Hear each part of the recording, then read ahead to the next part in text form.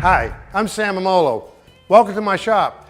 This is where I hang out with my friends, work on my cars. I got my '39 Chevy here. I got a 472 Cadillac big block motor with a transmission, but I also want to show you some equipment. I've got a great engine stand we need to look at. You know, having an engine stand is a great way to go, but it takes up a lot of room in the shop. Not this one. This is the Easy Run engine stand. It's compact, folds up, store it out of the way. This thing is super high quality. Let me show you how easy this thing goes together. In a few minutes, you got this thing ready to rock and roll. Here's the battery tray. Mine mounts right back here. That's where I like it. You got a Ford solenoid. This thing is all wired. All the wires are tagged, fused, relayed. Everything's great. And this is universal. It can go any way you want. If you want the side of the chassis, left or right side. I'm going to use it back here in this application. Now you can see the welds on this thing are incredible. Great welds. The powder coating is exquisite. Now this is a rear cross member. Again, it's adjustable. Put it anywhere you want. Has these two brackets. If you're using an engine with a bell housing, this bolts onto the bell housing where the transmission bolts would go. Again, offers tremendous flexibility. What I'm using is this T-bracket that goes in here. Put it down there. This is for a transmission adapter. I'm going to have the 472 Cadillac and the long shaft Turbo 400 sits right on there. And of course, everything here is adjustable. 1 wrench is all you need. 9/16. All the nuts are captured. Now here's our front engine cross member. If you look at this, you loosen this up. These uprights will go back and forth. Pull a pin like this, up and down. And of course you can compensate for everything you want with the mounts and so on to get your float level right, all those things. And again, this whole cross member moves forward and backwards, so it's totally adjustable.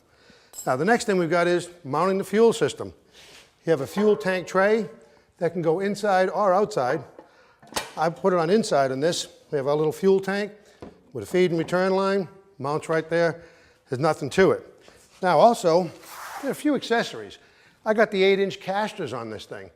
Now the 8-inch casters, they're polyurethane, greasable axles. You can roll it all around easily, even with the weight on it, and you're gonna see a lot of weight on this. And of course, I could crawl underneath this on a creeper. If I had to do an oil pan removal and work on the engine while it's on the stand, easy to do. And of course, the length of this chassis is real long, so your cherry picker rolls right under it. Here's an accessory stand. Again, goes on here with 1 bolt to clamp it. It's got a little bracket here for a remote oil filter, electric fuel pump, whatever you want to use it for. Place for your timing light. Got a little tray. Come out your MSD box, so you can put your ECU if you've got an injected engine. Think about just about everything on this. I also got the cooling system package. Let me get the radiator. Okay, the radiator support uprights plug right in here, fully adjustable up and down. And again, 1 wrench, 9/16. You tighten it all up. We'll pull this off. Now the radiator, we've got real high quality, heavy duty aluminum radiator with 1-inch tubes. And you can see it's got a fully shrouded cool fan, straight blade fan. It's got 4 outlets. No matter what the configuration of your engine is, you're gonna be able to hook it up. It sits right in here like that, on like a core support. You can see we've got a ball valve with a drain, so we can drain the coolant. When we go to take the engine off the stand, it's a great way to go. This goes on like so. Set this right here. And again, it's fully adjustable. You clamp your radiator like this, acts like a core support. Tighten this up, and again, it's adjustable up and down, so you can get the radiator where you want it, higher than the block. Make sure you don't have any air pockets. And then of course, the electric cool fan comes with a pigtail on it. Chassis is all wired, it's marked. Electric fan, you plug this in, you're all done. Also got a nice little tool tray that's an option. Sits right in here, and you're all set to go. Now I've rigged up an exhaust system. I see a lot of you guys put an engine on an engine stand. You got zoomy headers. Fire it up, yeah, it's impressive. Smoke, flames, all kinds of nice noise. I want to listen to this engine. I always hook up an exhaust system. Of course, I put pipes on it to get it outside. That way I can hear anything clattering or tapping. These mufflers I actually bought for my '39 Chevy. These are Spintex, custom-made mufflers. These guys put them on the sprint cars. The World of Outlaws, where they have to have decibel level control, they use these. They're approved for most of your California tracks, even in Knoxville, Iowa now. And the thing is, a sprint car guy is not putting anything on his car that doesn't build horsepower. These have vortex generators in them. They got exhaust bypass when they're up there in the high RPM bands with no back pressure.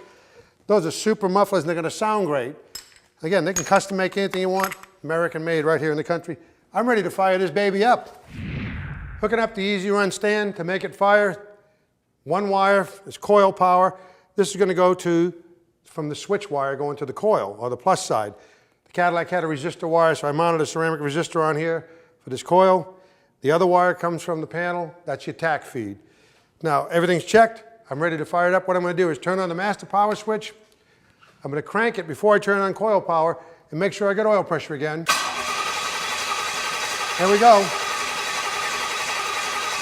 Got good cranking vacuum, got good oil pressure, a little bit of fuel. Now the moment in truth. Hit the switch, and here we go.